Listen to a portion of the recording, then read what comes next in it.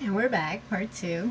So, you already know that her soon to be father in law has a lot of money, um, and makes it even more perplexing to her father, Billy, because he's under the impression that, that's why they were going to have to go and work at a not for profit because, it didn't seem like a guaranteed or that he had enough funds to take care of her.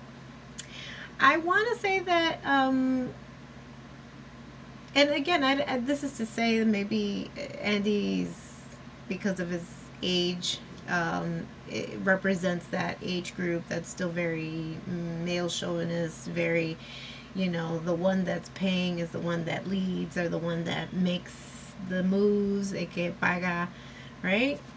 Manda. And though there were instances that I did find funny because they are relatable as Latino culture, does it necessarily fall in the umbrella that we can all relate? We also have the culture clash between Cubans and Mexicans. A lot of which we didn't necessarily see in the 1991 version. Did Steve Martin, was he 100% on board with his soon to be in laws? No, but there were quirky gags there. When Steve is trying to fiddle through, his soon to be son in law's parents, privacy in their bedroom, and there's the gag of like him trying to open the medicine cabinet and it like falls apart, and then he finds a bank book, which again, none of this would work today because everything is so online, but just tells you also the time period that movie was shot. And then the bank book slips out of his hand. He's being chased by Rottweilers. And if anything, I'm sorry, but it made me even more nostalgic to want to see the 1991 version again. It's not like I don't think that this 2022 version was abysmal, but there were so many missed opportunities, and um, it wasn't entertaining, and it felt short of being lovable and being relatable. I didn't. We don't even know. From the very beginning, we see that they try to do like this different spin, where the married couple of Andy, Billy, and Ingrid, who's our main characters here, are getting a divorce, and that they're in the middle of therapy, and they've been bickering so much. But we don't have a concrete understanding as to how is it that they went from like so in love to now they just, especially Gloria's character of Ingrid, can't even. She is just giving up. She's like, I want a divorce. And there's these quirky instances of his family, her mother's still alive, and comes over and is very much that nosy mother-in-law. And that somehow he's been able to kind of get along with her because most, I don't want to generalize, but not most get along with their mother-in-law that great.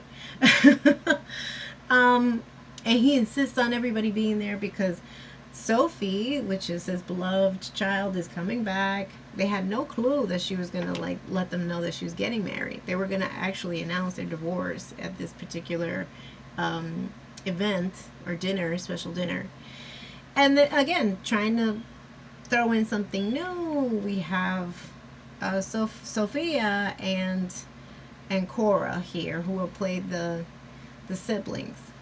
And there were siblings in the 1991 version, but they've always said that fathers are very close to their daughters, and so that's why I think the story pops out at you, because it's that story.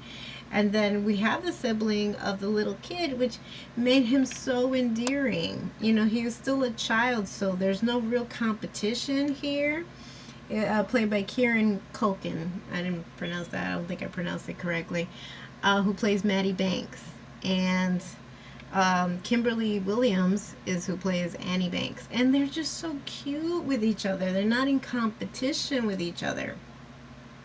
Not to mention that there are moments where Steve Martin's character of George Banks, thinks back on how he had all those special moments with his daughter, and for that he essentially saw her grow up, you know, from little teeny little baby to like riding her bike to her like braces and going through the, you know, issues and tribulations of being a teenager, and then seeing her as a very young adult.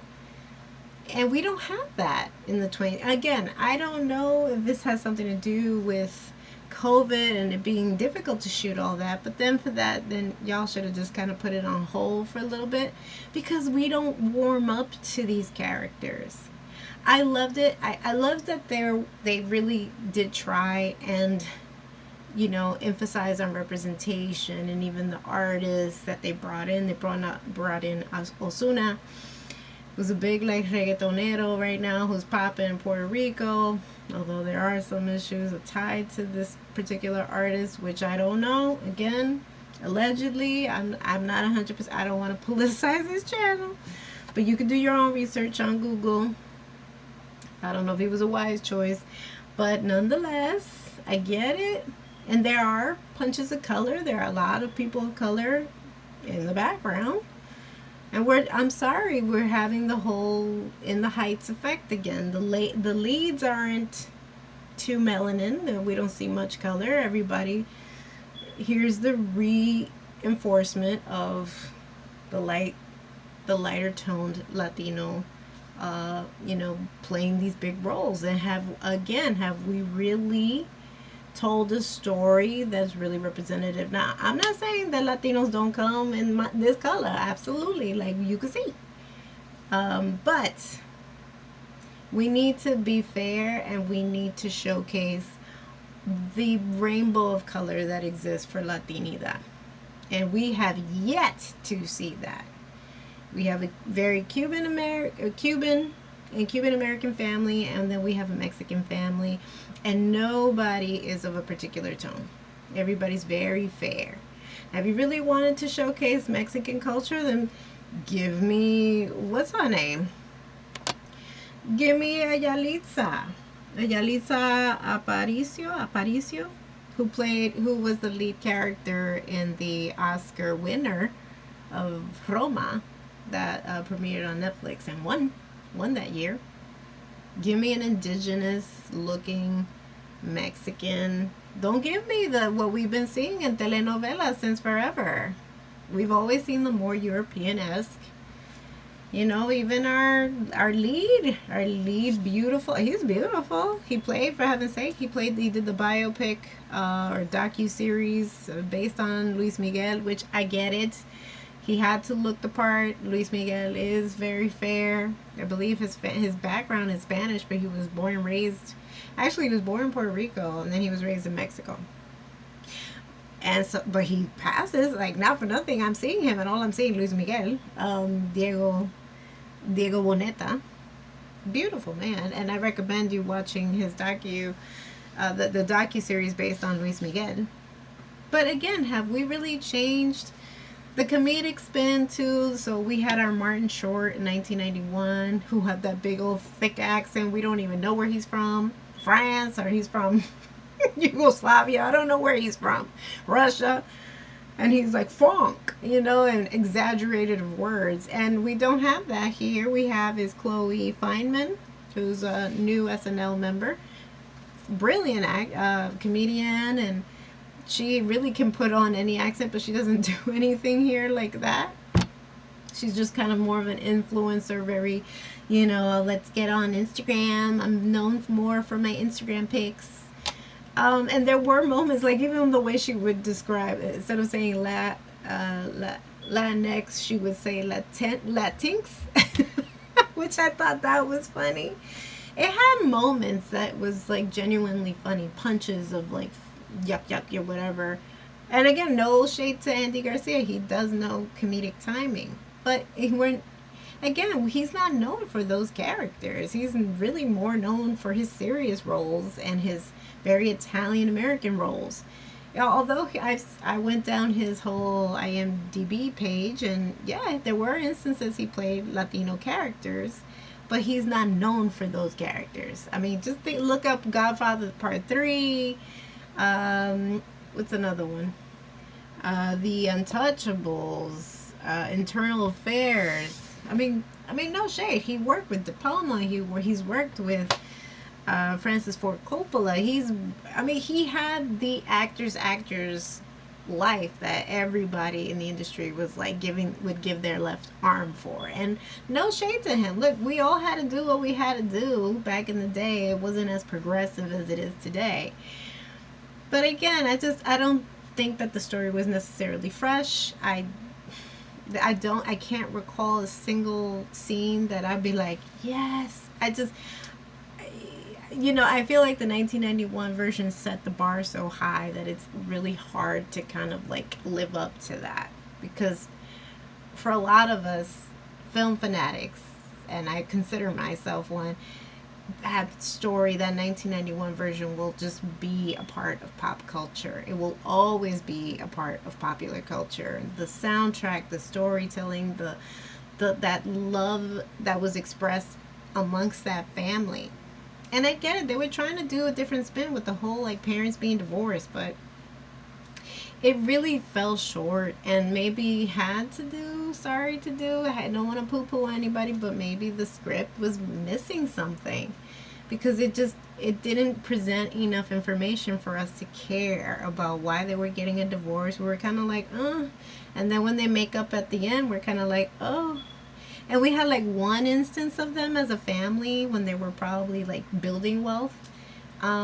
And there was a rainstorm, and they're all kind of like sleeping in the same bed, and their two little girls are sandwiched between the parents. And then there was another rainstorm before the wedding, and then they're now as grown adults are doing the same thing.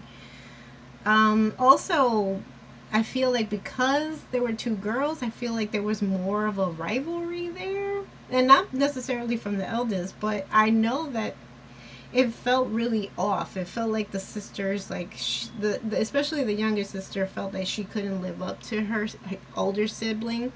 Like she was the preferred one, which made it kind of awkward and weird. Also, there was an avenue there that they could have also explored when it came to the younger sister, because I believe that she could be gay and or lesbian, and that there was an interest there with a possible non-binary character that they didn't really flesh out. We just know that she's very precocious, talented, designer, fashion designer, and didn't really want to go to school. She just wanted to open her own line. And then the fact that this girl, her older sister, just like forgets about just getting a really nice, beautiful dress for her wedding and opts for her sister, who really has never handled such a load like that, to do the wedding dress. And the wedding dress fell short. I was like, even the 1991 version, which again, nobody would really go that route anymore with the big poofs and whatnot. And we had like an introduction of it, because at the very beginning we have Gloria's character played by her real life daughter in the big poof and the big veil and whatever, and she kind of there's a scene where they're talking about designs and whatnot, and she kind of puts it on back again, supposedly her now, and then it didn't really fit. But the dress that her sister does, it wasn't even that impressive. It looked like a little like plain Jane. I was just like, again, I wasn't expecting like something like spectacular, but kind of, yeah, because again, I don't know if it's just me that relates that movie, that 1991 version of this fantasy version that I would have loved, or I pictured myself, at some future point getting married like that with all of the bells and whistles. And though she was more of like a more intimate, that's what she was in pursuit of, a more intimate kind of feel, she opted for a big wedding, which went into chaos. Spoiler alert, they end up doing it in their backyard like the 1991 version. And it was a little kind of like wah wah. I would prefer the 91 version, because it was still very classy. They brought on all these beautiful fixtures and chandeliers, and it was still very fancy. This 2022 version, with all the money that these people have, they had to borrow chairs, and it felt like almost like Showtime at like a little Mexican restaurant with the little And it was just like, what is this? And no songs were memorable. I'm sorry, they weren't. Even if they put a contemporary spin, they had such a tender moment, even at the end, and also as a coupling in the 1991 version with Steve Martin. They had Steve Tyrell, I believe his name is, and they had this beautiful song, "The Way You Look Tonight." I don't know. It was lacking. It lacked something in the romantic department. It was lacking somewhere in the writing department. And, to bring a younger crowd, you wanted to bring in Osuna, but it really made no sense. And he's brought in because, again, the soon to be father in law a lot of money, had him on the yacht, and even had two wives, well, his former wife and his new wife, and she's much younger. And what are you saying? Again, we're trying to stay away from stereotypes, right? So why are you making him such a Lothario that he just can't keep it in his pants? Like he had to leave his longtime wife for a younger thing. And though they were progressive because they got along, like behind his back, but I just thought that was just so odd. You know what probably would have done some justice to this movie? Even though the actors were playing actors, they weren't playing themselves. Put in a little freaking Miami Sound Machine at the end. That would have been hysterical. Put in a little bit of Luis Miguel. Songs that maybe are kind of synonymous with us and our upbringing. I think it would have like maybe pulled at something. Because I'm sure that a lot of people, when they watched the 1991 version and heard all these greats, the Temptations and the Dixie Cups and all these like great doo-wop artists, I'm sure tugged at their nostalgic strings. So maybe that's what was missing. Again, they weren't going to do a carbon copy of the 1991 version, but for heaven's sake, make it relatable to us Latinos. Give us a bolero. Give us something that we know. It can't always be a contemporary artist, because I'm sorry, not